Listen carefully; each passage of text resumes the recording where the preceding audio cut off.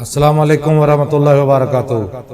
جی ناظرین، جو واقعہ میں آج آپ کو سنانے جا رہا ہوں ایک تماچا ہے اس معاشرے کے ان گھٹیا لوگوں کے منہ پر جو میت اور جنازوں پر بھی پیٹ پوجا کرتے ہیں، بریانی اور قورمے اڑائے جاتے ہیں، جنہیں شرم نہیں آتی، میت کے لواحقین غم سے چور ان ہڈ حراموں کے کھانے کا بندوبست کرنے میں لگے ہوتے ہیں۔ کس نے نکالی ہیں یہ رسمیں؟ کس نے بنائے ہیں یہ بیہودہ رواج؟ انسانیت کے دشمن اور شریعت سے متصادم ان رسم و رواجوں کو ختم کرنے کی کسی میں ہمت ہے یا نہیں؟ کوئی تو روکے، سب کو ہی اپنی ناک بچانا عزیز ہے، شریعت چاہے دم چھوڑ جائے، کیسا اندھیر ہے۔ ناظرین، اب میں اس واقعے کی طرف آتا ہوں جو آپ کو سنانا چاہتا ہوں۔ یہ سین ایک ہاسپٹل کا ہے۔ مریض پر گزشتہ 20 منٹ سے جھکا ہوا ڈاکٹر سیدھا ہو کر مڑا، چند ثانیے توقف کے بعد عاشق حسین کے کندھے پر ہاتھ رکھتے ہوئے مغموم لہجے میں کہا، بزرگوں، ہم نے اپنی سی پوری کوشش کی، زندگی اور موت اللہ کے ہاتھ میں ہے، کسی بھی وقت کوئی بھی معجزہ رونما ہو سکتا ہے، مگر مرض اتنا پرانا تھا اور سلوتریوں نے مرض کو اتنا بگاڑا تھا کہ مریض کے بچنے کی اب کوئی امید نہیں ہے، بمشکل 13 گھنٹے جی سکے گا۔ عاشق حسین نے نیلی آنکھوں سے جو بکثرت رونے سے لال ہو گئی تھی ڈاکٹر کی طرف دیکھتے ہوئے کہا، ڈاکٹر صاحب، کیا میرے جہان بیٹے کے بچنے کا کوئی امکان نہیں ہے؟ ڈاکٹر نے تعصب کے ساتھ کہا، مجھے انتہائی افسوس کے ساتھ کہنا پڑ رہا ہے کہ شاید ہی ہم آپ کے بیٹے کو بچا سکیں۔ اچھا ڈاکٹر صاحب، پھر ہمیں اجازت دیجیے کہ ہم گھر کی راہ لیں۔ عاشق حسین نے ڈاکٹر کو مخاطب کرتے ہوئے کہا۔ ڈاکٹر اس تقاضے پر ششدر رہ گیا، حیرت سے کہا، بزرگوں، آپ کے بیٹے پر جان کنی طاری ہے، وہ جان دینے کے کرب میں مبتلا ہے، یہاں ہم اس کو ایسی ادویات ڈرپ میں ڈال کر دے رہے ہیں جس سے موت کا عمل کم تکلیف دہ ہوتا ہے، درد کا احساس کم ہوتا ہے اور روح قدرے کم تکلیف سے نکلتی ہے، اور آپ نیم مردہ بیٹے کو گھر لے جانے کی بات کر رہے ہیں۔ عاشق حسین نے افسردگی کے ساتھ کہا، ڈاکٹر صاحب، آپ موت کی تکلیف کی بات کر رہے ہیں لیکن آپ زندگی کے درد سے واقف نہیں ہیں۔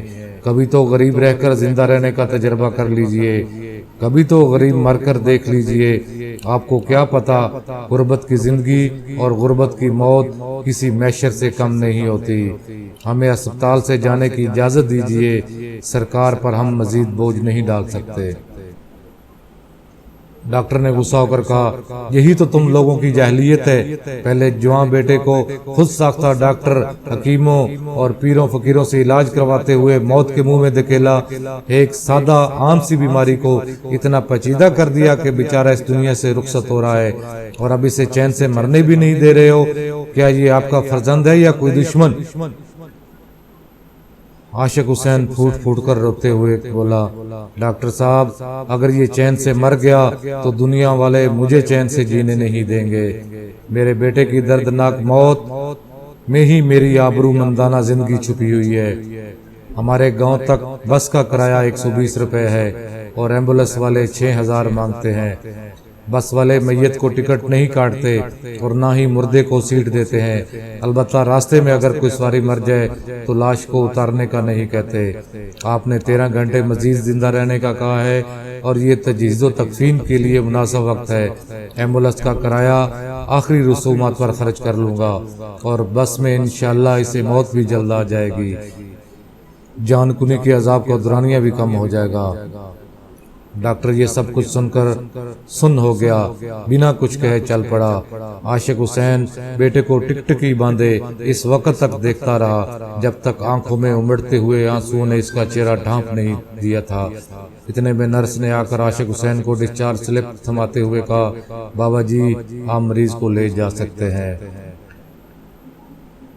عاشق حسین بوجھل دل اور شکست خوردہ قدموں کے ساتھ گاؤں کی طرف چل پڑا۔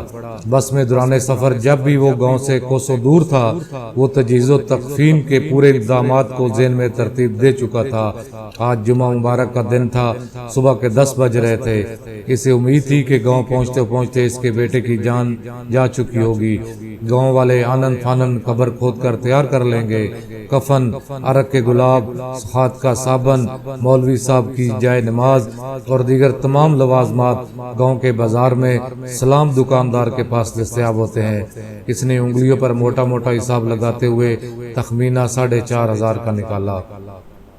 اس کے علاوہ کل اور اس کے بعد میں فاتح خانی کے لیے آنے والے مہمانوں اور دور پاس کے رشتہ داروں کے لیے آٹے، دودھ، پتی، چائے اور گھی شکر کا خرچہ اس کے حساب سے کوئی 2,500 بن رہا تھا، اور تقریباً اتنی ہی رقم اس کے پاس بچی ہوئی تھی جو اس نے بیٹے کے علاج معالجے کے لیے گھر کا آخری اثاثہ بیل بیچتے ہوئے کھڑی کی تھی۔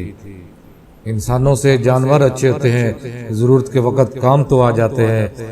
اس نے لمبی سانس لیتے ہوئے سوچا، ورنہ انسان تو مشکل میں منہ موڑ لیتے ہیں اور خامخواہ کے لیے اشرف المخلوقات بنے پھرتے ہیں، ورنہ کہاں جانور اور کہاں انسان۔ جوں گاؤں قریب آتا جا رہا تھا تو اس کی پریشانی بڑھ رہی تھی۔ اس نے جنازے کا وقت ظہر کی نماز ادا ہوتے ہی طے کیا تھا اور مغرب تک ساری رسومات ادا ہو چکی ہوں گی۔ مغرب پڑھنے کے بعد مسجد میں گاؤں والوں اور محل مہمانوں کا جو کھانا اس نے دینا تھا، اس کا انتظام اس سے نہیں ہو پا رہا تھا۔ کسی سے ادھار لینا تو ناک کٹنے والی بات تھی، چلو بھر پانی میں ڈوب مرنے کا مقام تھا، شرم کی بات تھی۔ زندگی بھر گاؤں والے تانا دیتے ہوئے بیٹے کو ادھار کا کفن پہنایا تھا، مسکینوں کی طرح زمین میں گاڑا تھا۔ بغیر رسومات ادا کیے جانے کے دفنانا تھوڑا ہوتا ہے، گاڑنا ہی ہوتا ہے۔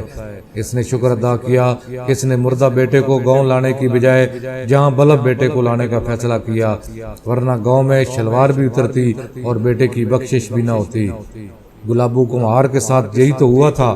بیوی کی موت پر جنازے کے بعد نہ مولویوں میں سخاوت بانٹ سکا تھا، نہ ہی امام مسجد کو جائے نماز خرید کر دے سکا تھا، اور نہ ہی تدفین کے بعد لوگوں کو کھانا کھلا سکا تھا۔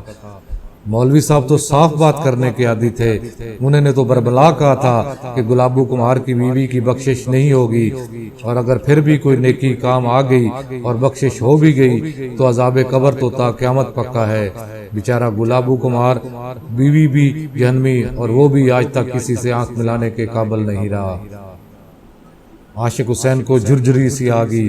وہ ایک مرتبہ پھر اپنے آپ کو داد دی کہ بیٹے کی جان کنی کی حالت میں ہسپتال سے نکالا، ورنہ اگر یہی پیسے ایمبولنس پر خرچ ہوتے تو اس کا انجام بھی گلابو کمہار جیسا ہوتا اور بیٹا بھی عذاب قبر سہتا۔ اچانک عاشق حسین کو زبردست جھٹکا لگا۔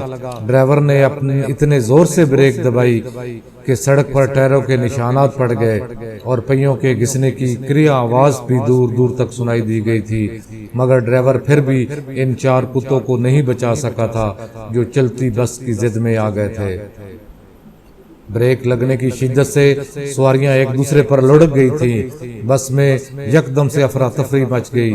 سواریوں کے شور و غوغا نے آسمان سر پر اٹھا دیا۔ 4 کتے اور عاشق حسین کا بیٹا ایک ساتھ مر گئے۔ عاشق حسین نے انا للہ و انا الیہ راجعون پڑھتے ہوئے رب کا شکر بھی ادا کر دیا کہ 4 کتوں کے ساتھ ساتھ اس کے بیٹے کی جان بھی نکال دی۔ بیٹے اور کتے کے مرنے کا وقت اور مقام جیسے اس کے ذہن میں نقش ہو کر رہ گیا۔ کنڈکٹر نے جلدی جلدی مرے ہوئے کتوں کو ٹانگوں سے پکڑ کر کھینچتے ہوئے سڑک کے کنارے ڈال دیا اور بس روانہ ہوئی۔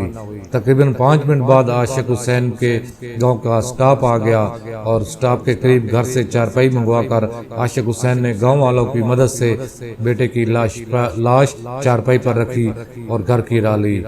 بس اس گاؤں کی سواریوں کو اتارنے کے بعد دھواں اگلتے ہوئے ہو ہو کی آوازیں نکالتے ہوئے اگلی منزل کی طرف رینگنے لگے۔ عاشق حسین نے گاؤں والوں اور رشتہ داروں کے حوالے تجہیز و تکفین کے انتظامات کرتے ہوئے چھوٹے بھائی کو ساری نقد رقم بھی ہاتھ میں تھما دی۔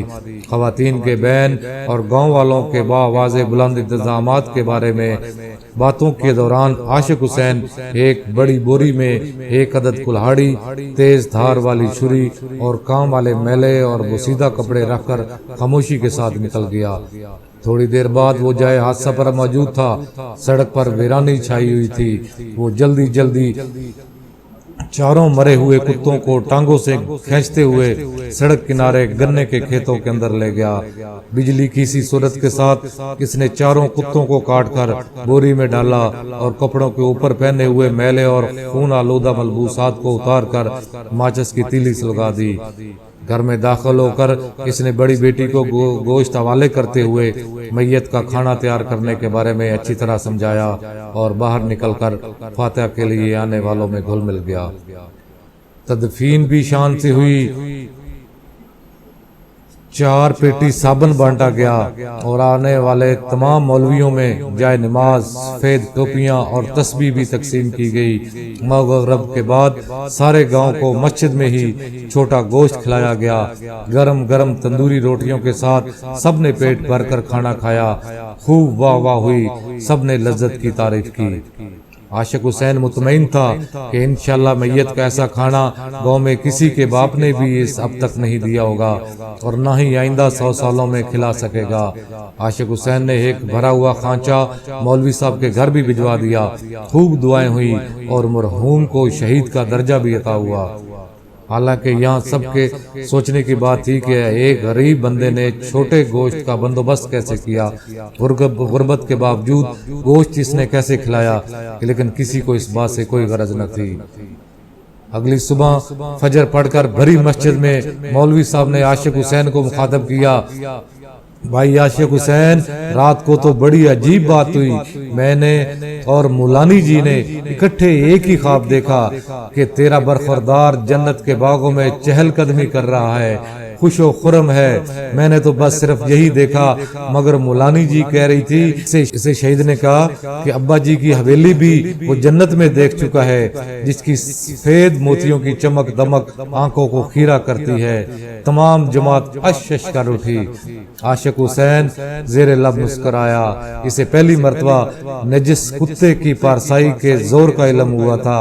عاشق حسین نے دل ہی دل میں ان چاروں کتوں کا شکریہ ادا کیا کہ نجس ہونے کے باوجود اس کی انا اور دین کو قائم رکھا، اس کے بیٹے اور اسے جنت تک لے جانے کا سبب بنے۔ پہلی مرتبہ اس کے دل میں کتوں کے لیے دعا نکلی۔ اگر ان کتوں نے آج اس کی پردہ پوشی نہ کی ہوتی تو انسان تو اسے برہنہ کر چکے تھے۔